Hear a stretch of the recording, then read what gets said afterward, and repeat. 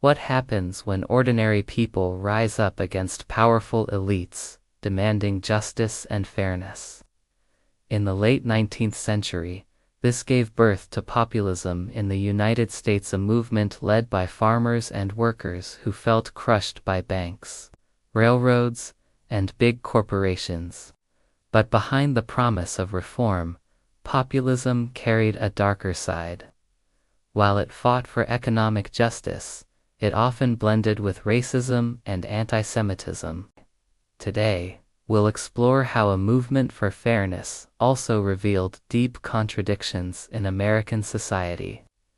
Populism emerged in the 1890s during a period of severe economic hardship for farmers and laborers. Falling crop prices, crushing debt, and exploitative railroad practices left rural communities desperate for change.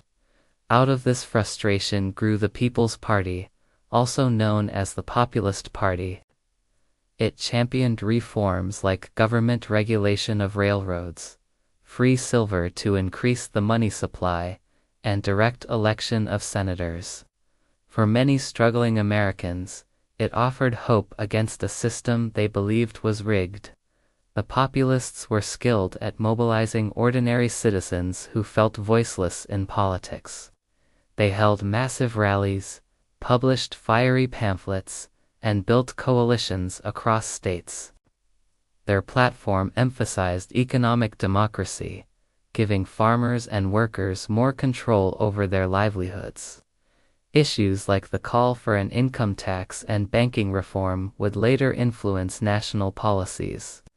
In many ways, the movement was ahead of its time, challenging concentrated corporate power decades before such critiques became mainstream. Yet populism was not free of contradictions. While its leaders spoke of empowering the people, their definition of who counted as part of that people was often narrow. Racial prejudice ran deep, especially in the South, where segregation was law. Many populists excluded Black Americans from their coalitions, fearing backlash from white voters. The movement's racial blind spots weakened its claim to represent true democratic equality. Economic reform, it seemed, was not always matched with social justice. Antisemitism also marked part of the populist rhetoric. Banks and financial institutions, often associated with Jewish figures, became scapegoats for farmers' misery. Instead of focusing solely on systemic issues, some leaders personalized the blame, portraying Jewish bankers as villains. This narrative played into old stereotypes and undermined the universal ideals the movement claimed to uphold. By channeling anger toward minorities, the populists revealed how prejudice could seep into even progressive causes. Immigrant communities were also frequent targets of populist suspicion.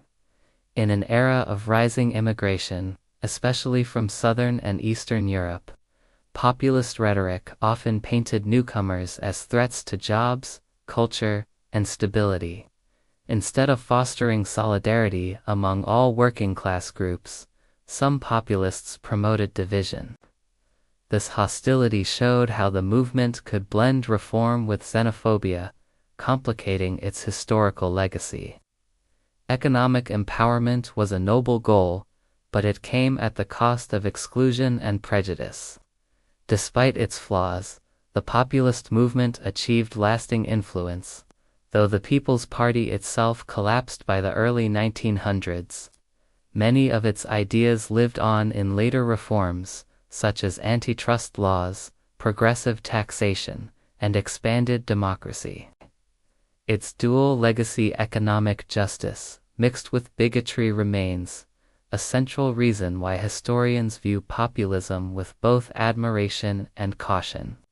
The movement's contradictions remind us that reform movements can inspire change while also perpetuating harmful beliefs. The controversy around populism lies in its dual identity: progressive in economics but regressive in social attitudes. On one hand, it gave voice to ordinary citizens against the domination of banks and corporations. On the other, it weaponized fear of minorities to rally support. This paradox makes populism difficult to define neatly as either good or bad. It was both a force for empowerment and a reflection of the prejudices of its time. The anti-Semitic undercurrents within the movement illustrate how scapegoating can derail progressive causes.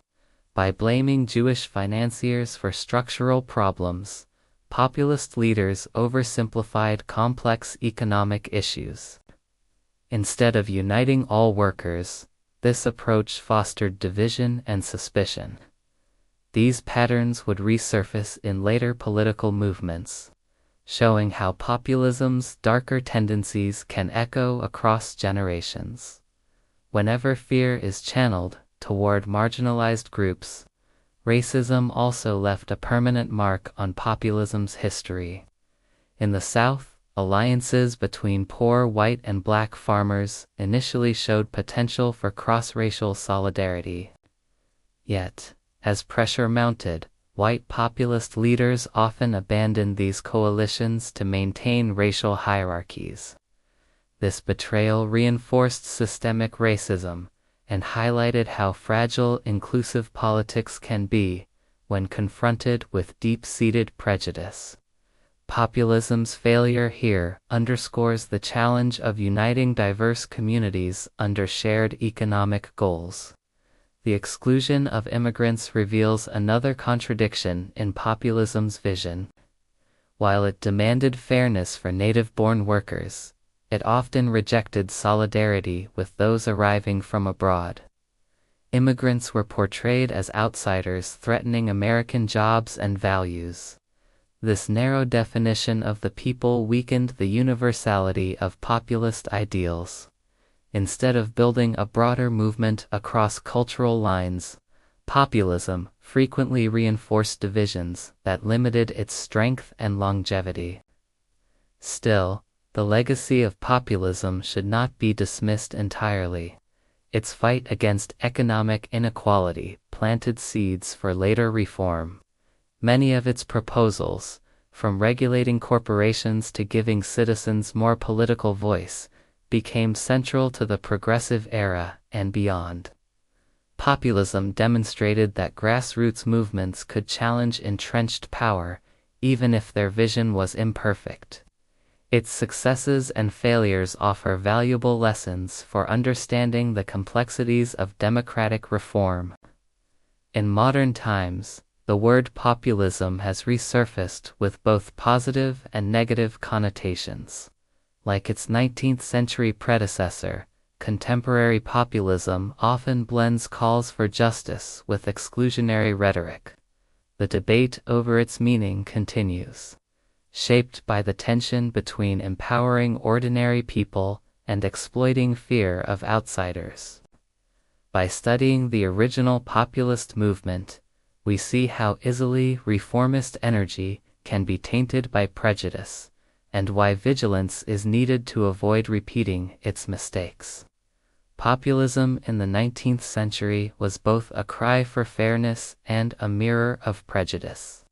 It challenged corporate and banking power, offering farmers and workers hope for a better future. Yet it also fueled antisemitism, racism, and xenophobia, undermining its own ideals of justice. Its legacy is therefore complex. It left behind reforms that shaped American democracy, but also divisions that exposed its limitations. This duality explains why populism is still controversial today. It shows how reform movements can inspire change, but also reinforce harmful biases. Understanding its history reminds us that progress must be inclusive, or it risks repeating the mistakes of the past. Thank you for joining me on this exploration of populism and its darker side. If you enjoyed this journey through history, don't forget to subscribe and leave a comment with your thoughts or questions.